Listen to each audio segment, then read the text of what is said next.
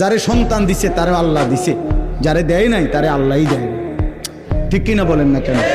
যার 4টা ছেলে তারে আল্লাহই দিছে, যার 4টা মেয়ে তারে আল্লাহই দিছে। যার 2 ছেলে 2 মেয়ে তারে আল্লাহই দিছে, যার 1 ছেলে 1 মেয়ে তারে আল্লাহই দিছে। দিয়া আবার কবরে নিয়ে গেছে, তাও আল্লাহই করছে।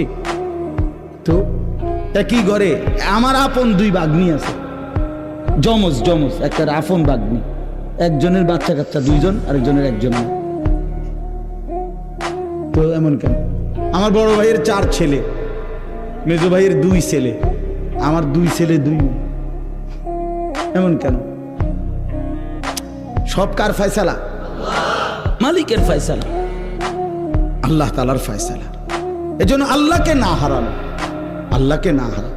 ওয়াল্লাযীনা আমানু আশাদ্দু হুব্বাল লিল্লাহ। আল্লাহ তাআলা বলেন, বান্দা শোনো, যারা মুমিন, যারা মুসলমান, যারা ঈমানদার, তাদের সবচেয়ে বেশি ভালোবাসা আল্লাহর জন্য। কার জন্য ভাইয়া? আল্লাহর জন্য, আল্লাহর জন্য, আল্লাহর জন্য।